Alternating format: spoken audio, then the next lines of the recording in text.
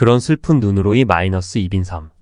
황제 다방의 문을 밀고 들어섰을 때 그곳에는 다른 공기가 흐르고 있었다.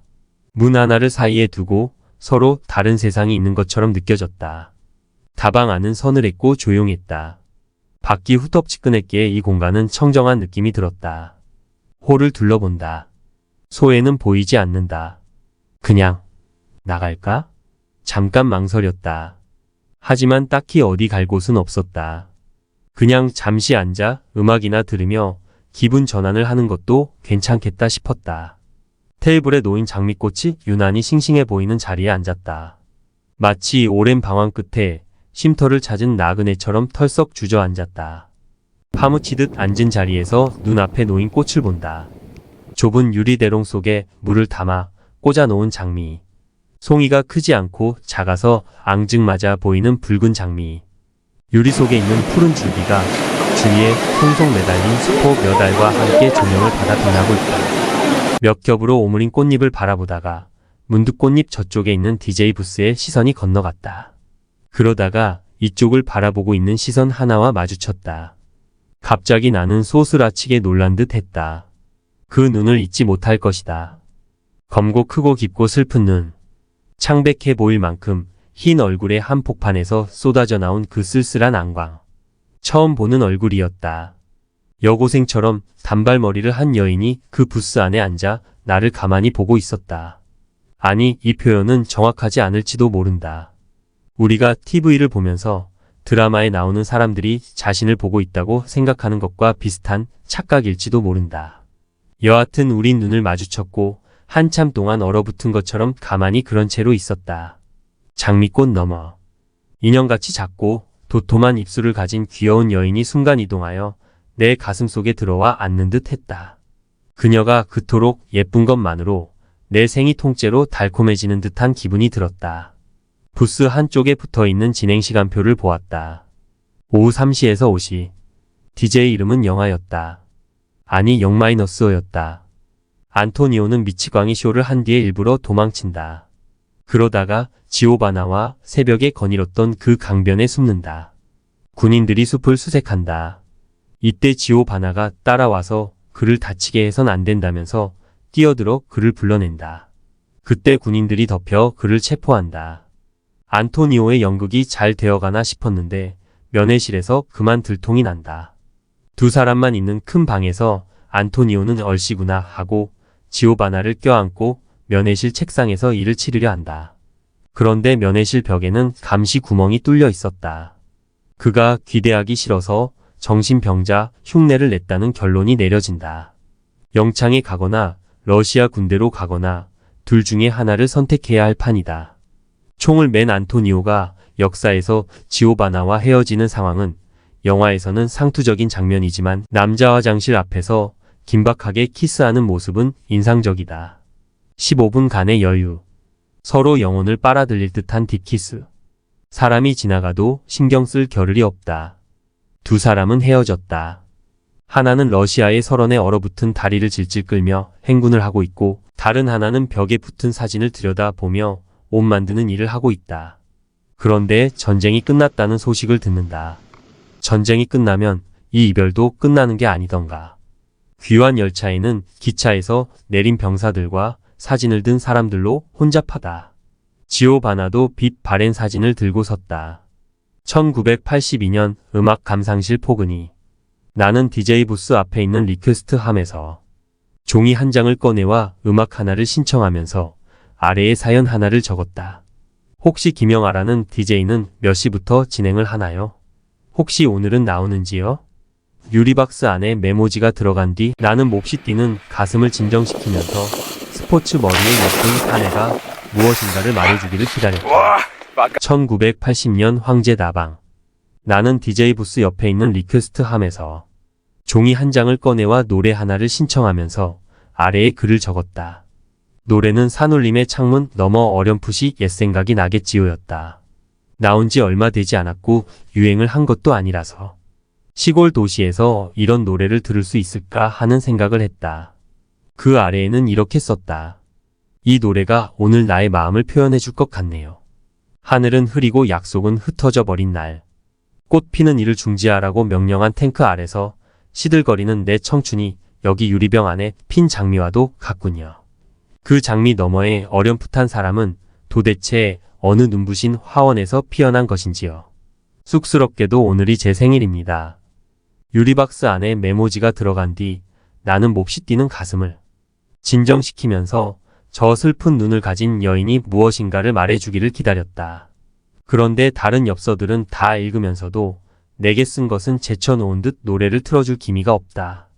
혹시 얹어놓은 곳에서 떨어졌나 의심을 하기도 했다. 시계를 보니 5시가 다 되어간다. 아마도 지나쳐버린 모양이다. 오늘 일진이 왜 이렇지?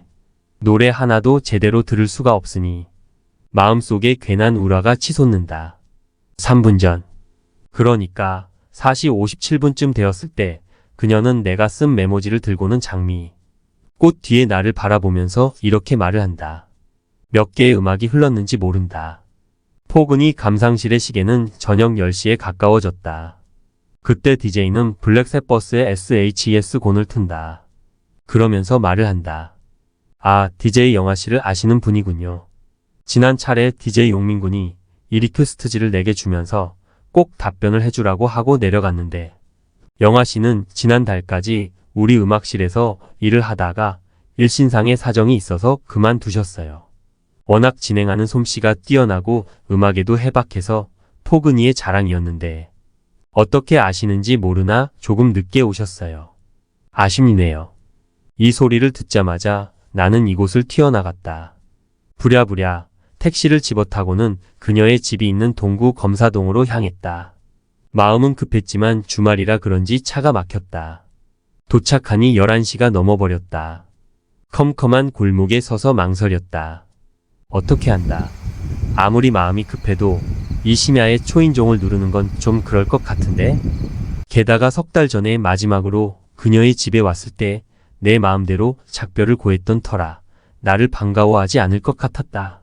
나는 플라타너스가 날아와 어깨를 치고 가는 골목을 걸었다. 그 집 옆에는 큰 개천이 흐르고 있었다. 둑길을 따라 걸었다. 가슴이 터질 듯이 답답했다. 슈퍼에 가서 소주 한 병을 사서 조그마한 흰 네온등을 걸고 있는 여인숙에 들어갔다. 영아가 숨쉬는 마을에서 하룻밤 잠들 수 있다는 건 달콤한 일이었다. 벽 한쪽에 사선으로 갈라진 틈이 있는 방. 푸른 벽지도 같은 방향으로 찢어져 온 방이 쩌엉 하는 소리를 내는 것 같이 불안한 잠자리였다. 얼룩덜룩한 작은 창에선 자동차 지나가는 소리가 들렸다. 혼자 종이술잔을 기울이다가 갑자기 불쑥 이대로 죽고 싶다는 생각이 들었다. 내가 죽으면 영아는 울어줄까?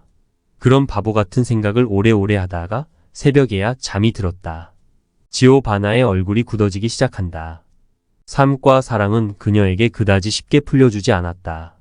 아무리 낡은 사진을 펄럭여도 안토니오는 나타나지 않는다. 한 군인이 지나가다가 그녀의 사진을 본다.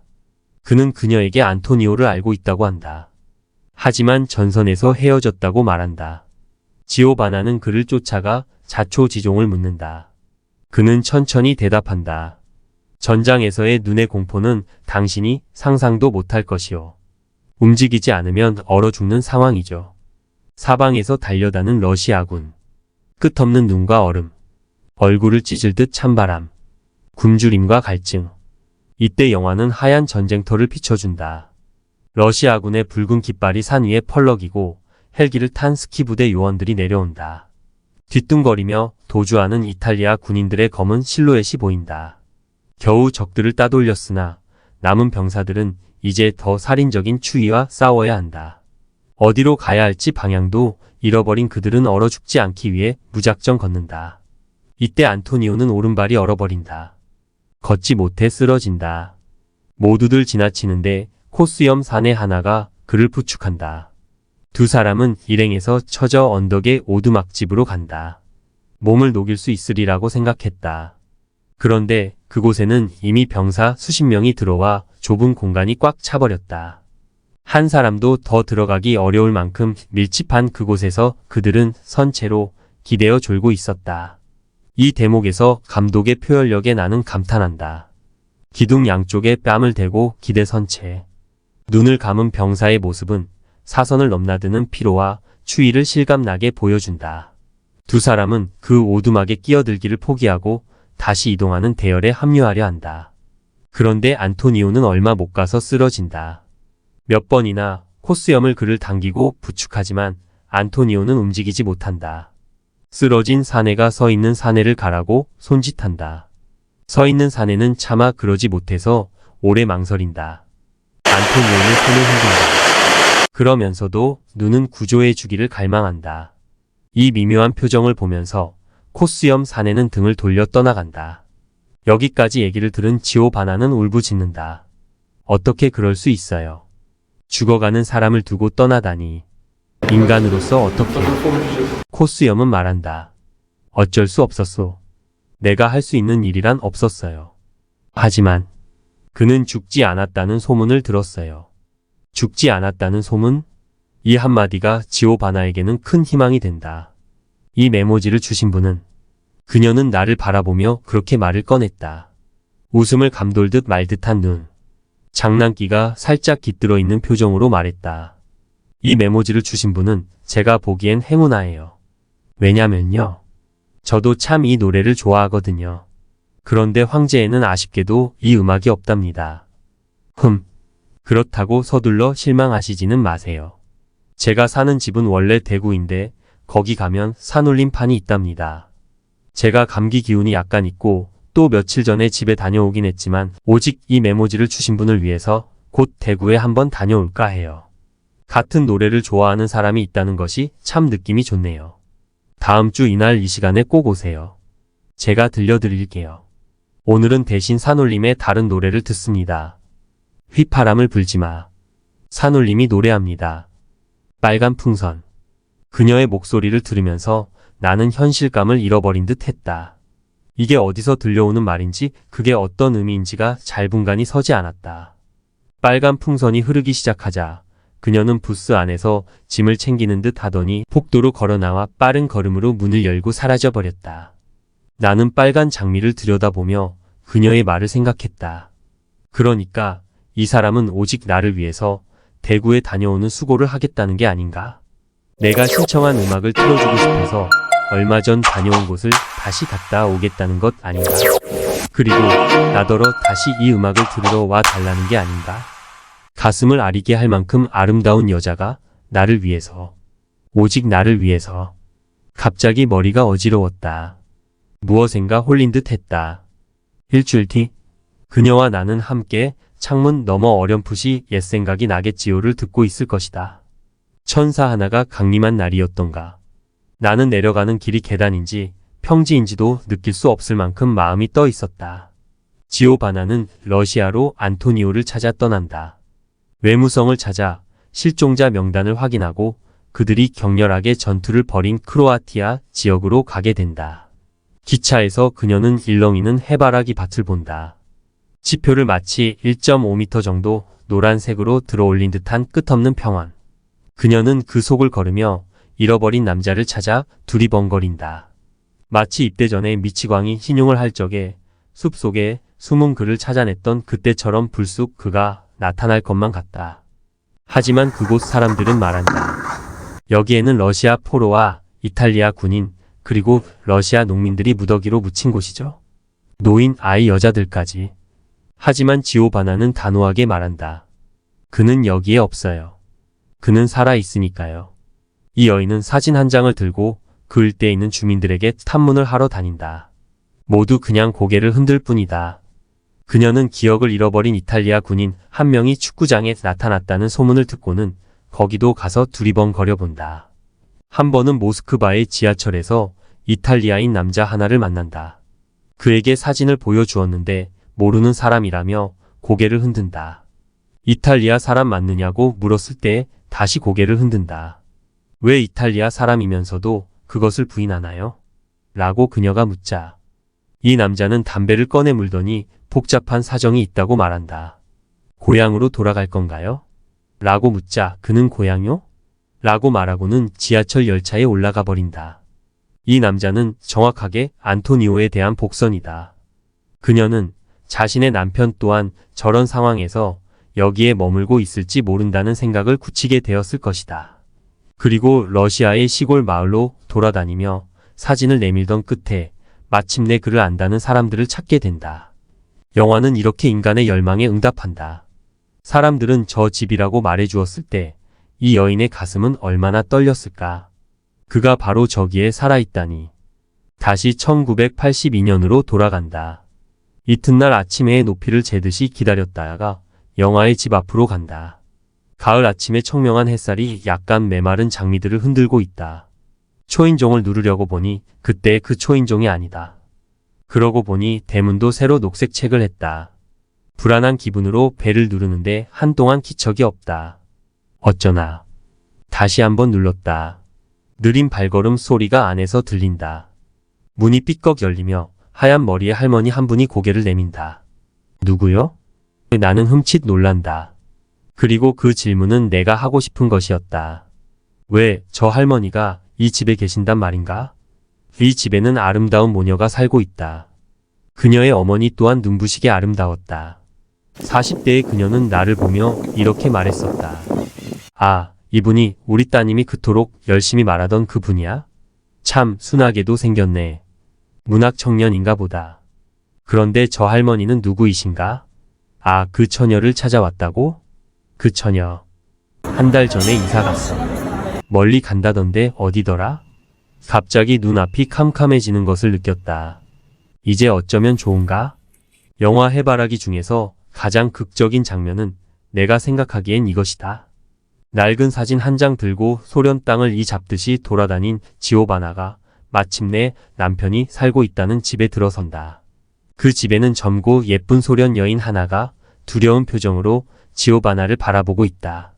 그녀는 빨래를 널고 있었다. 산들 바람에 나부끼는 희디인 빨래는 삶의 안락감의 표현이다. 내 남편과 저 여자가 이곳에서 단란하고 아늑한 생활을 하고 있었단 말인가. 오직 안토니오만을 기다렸고 또 안토니오만을 찾아다닌 자신은 도대체 뭐란 말인가. 소련 여인 마샤는 어렵사리 일구어 놓은 가정의 행복을 이 낯선 여자가 깰지도 모른다는 예감에 불안한 표정으로 그녀를 맞이한다. 방 안에 들어서자 예쁜 아이 하나가 있다. 마샤는 긴장된 분위기를 떨치려고 딸을 보고 괜히 소리를 지른다. 카츄샤. 이렇게 손이 더러워서 되겠니? 아이를 데리고 와 세면대에서 손을 씻긴다. 그때 지오바나는 안방에 놓인 침대 위에 있는 두 동다리 베개를 본다. 베개를 보면서 소피아, 로렌의 표정이 부서지는 것을 바라보는 관객들은 함께 흐르는 눈물을 닦았으리라. 울먹울먹 거리다가 도저히 참을 수 없어서 세면대의 물로 얼른 눈물을 씻어내는 그녀. 이 연기는 영화사를 통틀어 압권이라고 생각한다. 마침내 남편이 공장에서 귀가할 시간이 되었다. 마샤는 지오바나를 데리고 역으로 마중을 간다. 사랑하는 남자가 돌아오기를 기다리는 두 사람. 기차역에서 사람들이 내리기 시작할 때 긴장과 설레임으로 남자를 찾는 두 사람. 이것이 제목이 말하는 진짜 해바라기가 아닐까. 마침내 그토록 보고 싶었던 안토니오의 얼굴이 보인다. 달려가는 마샤. 멀찌감치 서 있는 지오바나. 황제 다방을 나온 나는 4km쯤 되는 길을 걸어서 집으로 갔다. 이 감미로운 생각을 무엇에게도 방해를 받고 싶지 않았다. 생각해보면 아무것도 아닌 일일 수도 있었다. 다방 DJ 하나가 서비스 차원에서 음반을 가져와 들려주겠다고 한 것일 뿐이었다. 그녀는 그것 이상의 어떤 생각을 하고 있지 않았다. 나 또한 감히 그 이상의 어떤 생각을 할 수 없었다.